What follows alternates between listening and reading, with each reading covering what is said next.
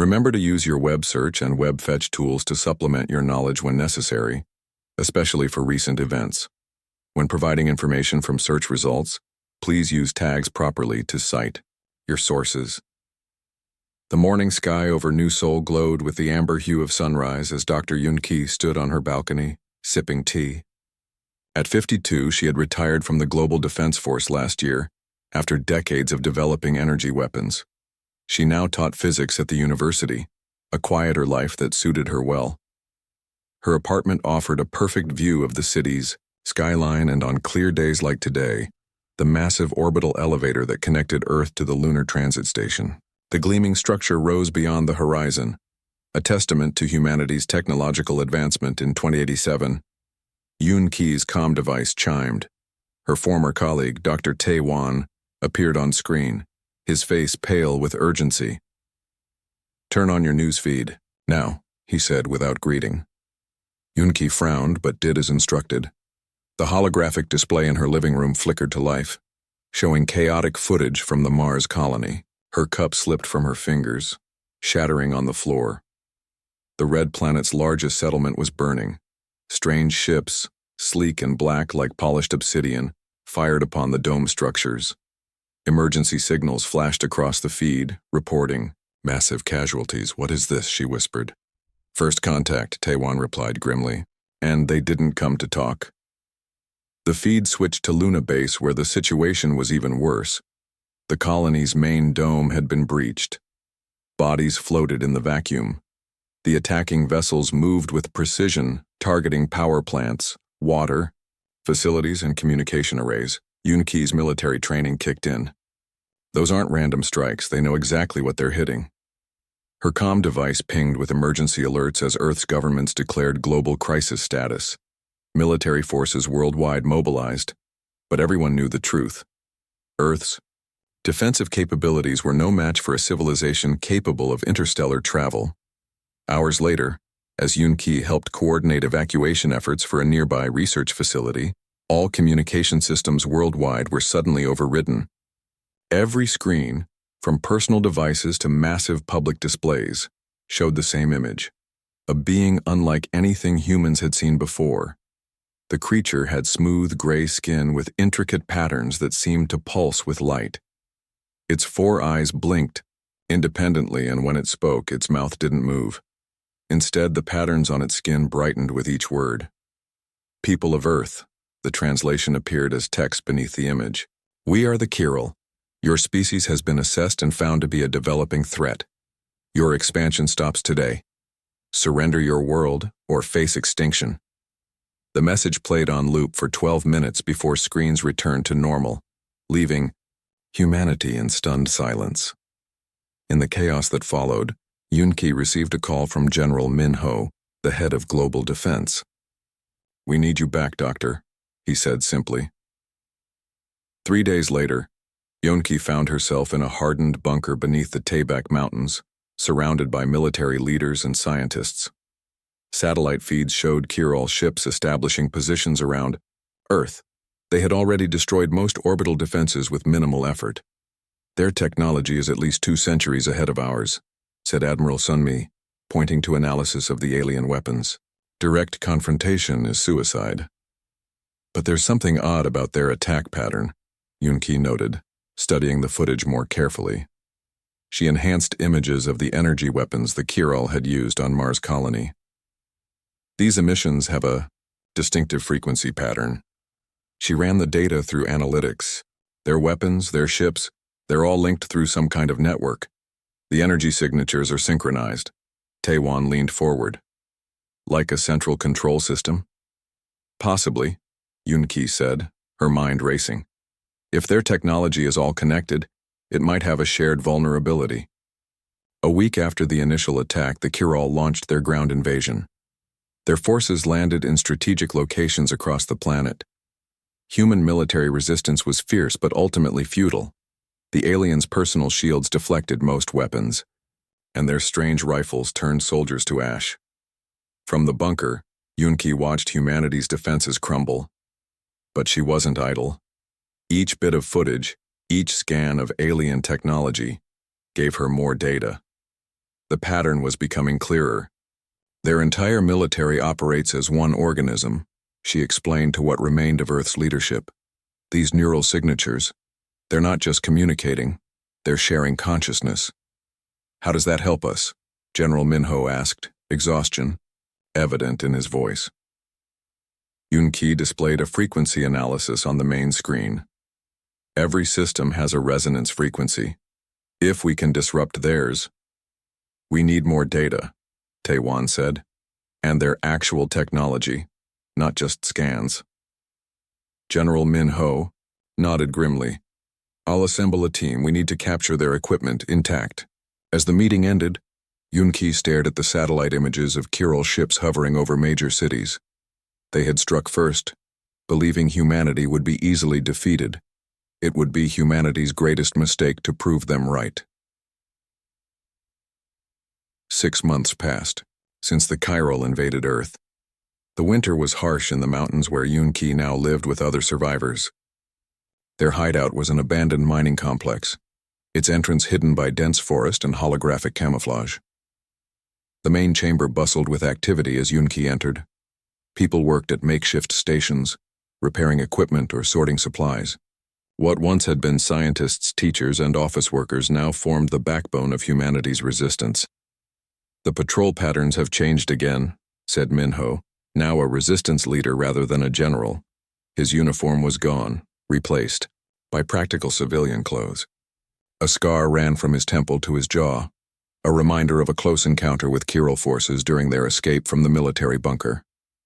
Yun-Ki studied the holographic map showing Chiral movement around their territory. They're adapting to our tactics.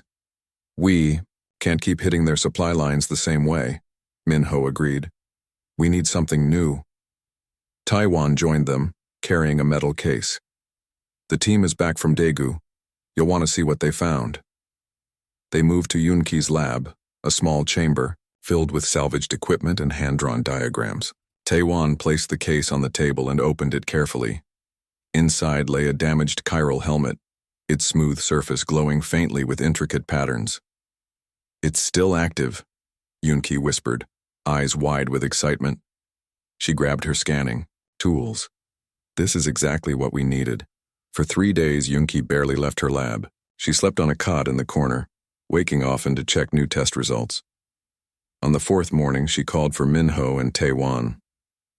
Look at this, she said, pointing to her readings. The neural signals are strongest at these frequencies. She displayed a narrow band on the spectrum analyzer. Their entire network communicates here. Can we block it? Minho asked. Better. Yun-Ki smiled for the first time in months. We can disrupt it. But I need components, specific ones. Minho frowned. Most technology factories are under their control now. There's an electronics warehouse in Busan, Taewon suggested. It might have what we need. Minho nodded slowly. I'll put together a team. But Busan is a high-risk zone. 2 weeks later, a small team led by Jiho, a former Special Forces soldier, prepared for the Busan mission. 6 people, all skilled in stealth operations, checked their limited weapons and gear. Remember, no engagement unless absolutely necessary, Minho instructed. Get in. Find the components on Yun-Ki's list. Get out. Jiho nodded, her face serious. 3 days to Busan, 1 day to find the components, 3 days back. If we're not back in a week, don't wait for us. The team departed at nightfall, using the mountain paths known only to locals. Yun-Ki watched them disappear into the darkness, fighting her anxiety. Those components were crucial for her disruptor prototype. 5 days passed with no word, then 6. Minho prepared a second team to search for them when their perimeter sensors triggered. Movement at the South Ridge, the lookout reported. Everyone tensed, weapons ready. Then came the recognition signal. 3 short flashes of light. Jiho's team had returned, but only 4 of the original 6. They looked exhausted, their clothes torn and dirty, but they carried 2 backpacks full of electronic components. Chiral patrols were everywhere, Jiho reported, her voice hoarse. We lost Sungmin and Dae Young near the warehouse. They held off a patrol while we escaped. That night, they honored their fallen comrades with a silent memorial. The next morning, Yoonki began work on her prototype. 2 weeks of intense work followed. Yoonki created a device about the size of a small radio, with an antenna array and control panel. When she finally activated it in her lab, the Chiral helmet they'd been studying went dark, its patterns fading. "It works," she breathed. "The pulse disruptor works." They tested the range in the forest away from their hideout. The effective radius was only 50 meters, but it was enough for a tactical advantage. "We need to test it against actual Chiral," Minho said. "Not just equipment." "There's a small outpost 10 kilometers east," Jiho suggested. 2 guards, sometimes 3. They monitor the valley road. The plan came together quickly. A 3-person team would approach the outpost, Jiho to lead, Taiwan to operate the disruptor, and a young fighter named Su Jin for backup. Yoonki watched them prepare, wishing she could go herself, but knowing her skills were needed at the base. "Be careful with the device," she told Taewon. "It has a cooling period after each use, 60 seconds before you can activate it again." As the team departed, Minho stood beside Yoonki. When this works, she corrected him, "we start building more. And then we teach thee how, Chiral, that humanity isn't defeated yet." In the distance, thunder rumbled, or perhaps it was Chiral ships patrolling. Either way, a storm was coming. But for the first time since the invasion, Yoonki felt something new growing among the resistance. Hope. The morning fog clung to the valley as Jiho's team returned to base. Their faces told the story before they spoke a word. Success. Taiwan carried the pulse disruptor like it was made of glass, a wide smile breaking through his exhaustion. "It worked perfectly," he announced to the gathered resistance members. 2 Chiral guards. When we activated the device, they just collapsed. Their armor went dark and they couldn't move. Excited whispers spread through the crowd. Yoonki stepped forward. "Were you detected?" Jiho shook her head. "We tied them up and took their weapons before they recovered. Then we disappeared. They'll think it was a power failure in their systems." Minho called for silence. "This is just the beginning. We need more disruptors, and we need a larger operation to prove this isn't a fluke." Over the next month, the resistance built 5 more pulse disruptors. Yoonki improved the design, extending the range to 70 meters and reducing the cooling. Teams trained day and night preparing for a coordinated strike. Their target: a Chiral processing center near Daejeon, where the aliens converted Earth minerals into materials for their ships. The facility was guarded by 12 Chiral soldiers and operated by human collaborators who had accepted alien rule in exchange for better treatment. 3 teams will approach from different directions, Minho explained, pointing to a detailed map. Team 1 creates a distraction at the east gate. When Chiral forces respond, Teams 2 and 3 activate their disruptors from the north and south, catching the guards in a crossfire of pulses. On the night of the operation, rain poured from the sky, providing additional cover. Yoonki remained at base but maintained radio contact. The teams moved into position as midnight approached. "Team 1 in position," Jiho's voice crackled through the comm.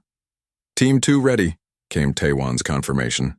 "Team 3 set," reported Sujin, who now led her own team. Minho gave the order. "Begin." Team 1 detonated a small explosive at the east gate, not enough to cause serious damage, but sufficient to draw attention. As predicted, Chiral guards moved to investigate, their sleek forms visible through the rain. "Now," Minho commanded. Teams 2 and 3 activated their disruptors simultaneously. The effect was immediate. 8 Chiral guards dropped to the ground, their armor's glowing patterns fading to black. The remaining 4, positioned outside the disruptor's range, spun in confusion, trying to understand what had happened to their comrades. Jiho's team emerged from cover, using captured Chiral weapons, against the remaining guards. The energy beams cut through the night, striking 2 aliens before they could react. The final 2 took cover and returned fire, But without their neural network to coordinate their actions, they couldn't match the humans' teamwork. In less than 5 minutes, the entire chiral security force was neutralized. The resistance fighters moved through the facility, securing human collaborators who surrendered without a fight once they saw what had happened. Facility secured, Jiho reported. Minimal resistance, no casualties on our side. Eun-Ki closed her eyes in relief. The operation was a turning point. Proof that the chiral could be defeated despite their superior technology. The resistance didn't leave the facility empty-handed. They took weapons, technology, and most importantly, data crystals containing chiral communications and technical specifications. Before departing, they set charges to destroy the processing equipment. When they returned to base, the celebration was subdued but genuine, the first real victory against the invaders. As Eun-Ki examined the captured data crystals, she discovered something unexpected. They're afraid, she told Minho later that night. These communications show the chiral high command is concerned about unexpected resistance. They didn't anticipate we would find a weakness in their neural network. Can they adapt? Minho asked. Eun-Ki shook her head. Not easily. Their entire military structure is built around this technology. It would be like humans trying to evolve without using verbal communication. News of the successful operation spread through hidden channels to other resistance cells. Within weeks, Eun-Ki's plans for the pulse disruptor were shared with groups across the continent. 2 months after the Daejeon operation, simultaneous strikes hit chiral facilities in 12 different locations. The aliens responded with increased patrols and harsher treatment of human populations, but their efforts couldn't stop the growing resistance. In her lab, Eun-Ki worked on a new version of the disruptor, one that could affect chiral ships. She studied the captured data crystals day and night, learning more about the aliens' technology and weaknesses. They struck first because they were afraid of us, she told Taewon one evening. They saw our potential and wanted to stop it. And now? He asked. Eun-Ki looked at the map showing recent resistance victories. Small lights of hope in a darkened world. Now they're learning why they were right to be afraid. Outside, a storm was breaking. Lightning illuminated the mountains, and thunder echoed like distant explosions. But for the first time since the invasion, the storm no longer felt like nature's reminder of humanity's helplessness. It felt like a promise of what was coming for the chiral. The tide was turning. 1 year into the occupation, the main resistance base had moved from the mountains to an abandoned submarine facility beneath Incheon Harbor. The cavernous spaces housed over 300 fighters and scientists, along with their growing collection of modified chiral technology. Eun-Ki stood before a large holographic display showing the status of resistance cells worldwide. Green markers indicated active groups, their numbers increasing weekly. Red zones marked areas still under tight chiral control. The Mediterranean group captured a scout ship last week, Minho said, pointing to a marker near Sicily. And the Australians have successfully reproduced our improved disruptor design. Taewon entered the command center, followed by a woman Eun-Ki didn't recognize. She wore a flight suit with numerous patches. A pilot. This is Do-Yun, Taewon introduced her. Former Air Force, specializing in experimental aircraft. She's been working with the North American resistance. Do-Yun bowed slightly. Dr. Eun-Ki, your reputation extends far beyond Korea. Your pulse disruptor changed everything. We still have a long way to go, Eun-Ki replied modestly. The chiral control our skies and have bases on Mars and the Moon. That's why I'm here. Do-Yun smiled. We've been studying captured chiral shuttles. Their pilots are entirely dependent on the neural network for navigation and weapons systems. She activated her tablet, displaying technical schematics. Without the network, the ships are still flyable using manual controls. I've been training pilots. We can fly their ships. The implications were enormous. Until now, the resistance had been limited to ground operations. Control of chiral ships would change. The nature of the conflict.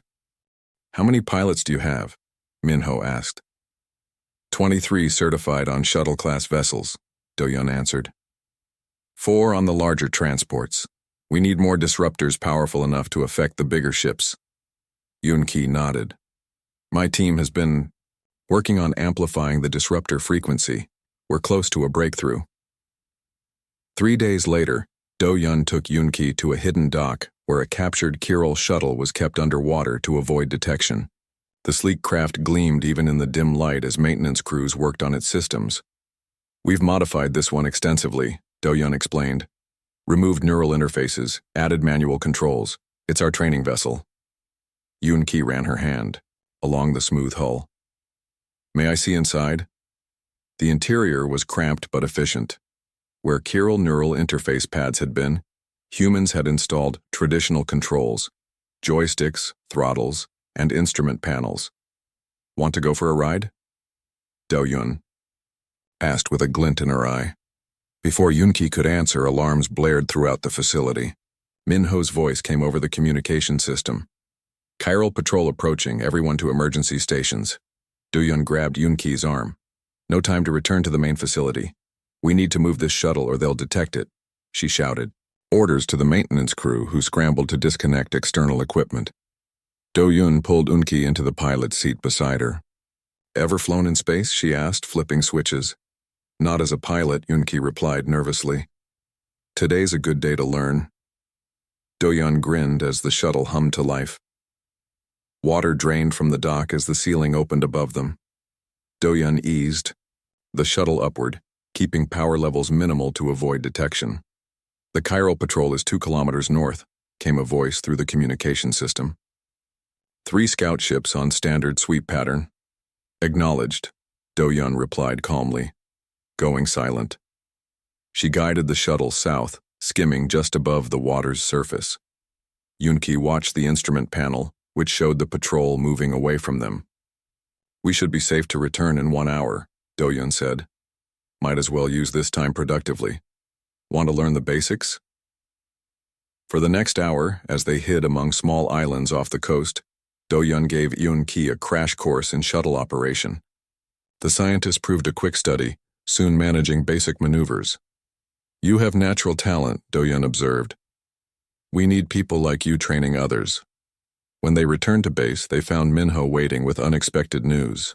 A chiral transport had been captured intact near Busan, with something even more valuable inside, a prisoner. In a secure room deep within the facility, Yun-Ki faced the captured Kiral for the first time. The alien was smaller than she expected, its gray skin dull without the glow of active neural patterns. 4 eyes blinked nervously as she approached. It understands our language, Minho explained. Their neural technology includes translation capabilities.